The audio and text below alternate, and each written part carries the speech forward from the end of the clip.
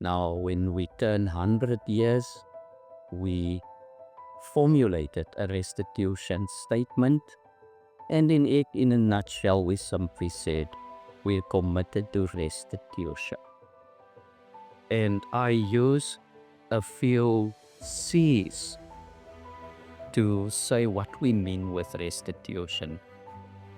When you talk restitution, then you say there's contrition, there's pain about what went wrong. The second C is to say there's confession. After 100 years of being a university, there were good things that happened, but we also confess there were wrongs. That's restitution. And restitution's third C is conversion. Also, institutes must say there's conversion. Instelling bekeer ook, nie net individuele. So today marked a very important historic moment in the history of Stellenbosch.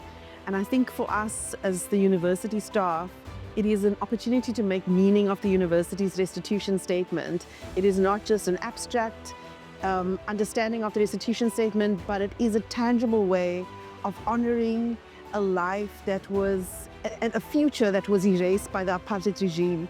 And so today we really want to enable a space of healing, of restitution, of actually restoring the history of this beautiful school, but also of the Walter Parry family. And today was just a tangible example of how divided histories can really cement togetherness. Today we celebrate and honor the life of Mr. Walter Parry. Colleagues and learners recall his ability to teach complex concepts without a textbook. My grandfather was the late Walter Parry, who has been honored so beautifully today at his former high school at Lückhoff High, where he taught mathematics. It was wonderful being a part of the unveiling today and of the official recognition of my grandfather's contribution, not only to teaching, to the teaching of mathematics, but also the pursuit of excellence. This is the beginning of a process that we're going to take over the next couple of years. We're going to take to its rightful conclusion in terms of putting Walter Parry's history back to where it should be.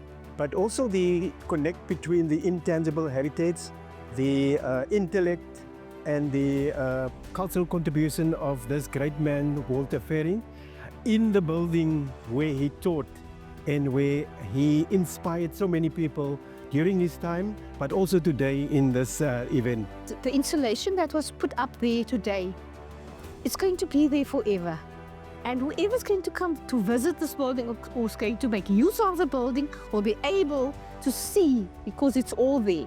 And the whole experience for me today was just so wonderful yet again. I was involved in creating the installation of Walter Parry. It dawned on me how important this work is, and that this is legacy work.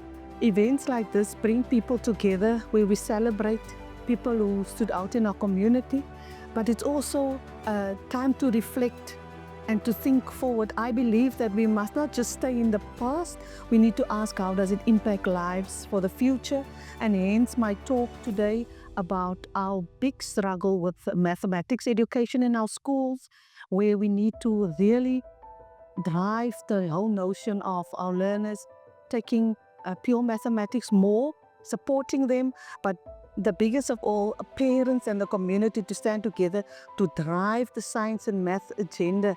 And so our hope and our dream is that this example, enabling a space of restitution, acknowledging history, acknowledging stories, acknowledging legacies, can actually have a ripple effect within the broader Stellenbosch, but also beyond Stellenbosch, where universities and academic institutions can take hands with communities and community organizations to enable spaces of healing and restitution.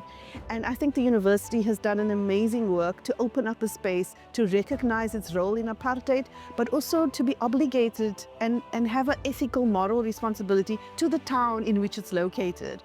And so the family, I think, has really enjoyed this event. We have loved it. We have journeyed with the family for a year to write the story and the narrative of Walter Parry, to celebrate his legacy, but also to have intergenerational conversations with students. And so this work is an opportunity for students to come together, to engage with the installation, to understand the backstory, but also how does that backstory shape their understanding of apartheid, their understanding of who they are in terms of their own identities, and at Stellenbosch University, or Stellenbosch, the town, does have a divided history, and this presents an opportunity to tell both sides, the dominant story, but also the alternative history of Stellenbosch. And the university offers that opportunity for students to have that as part of the education, as part of their consciousness, because developing a critical consciousness is the university's absolute role as a moral and ethical role player and stakeholder in the transformation projects.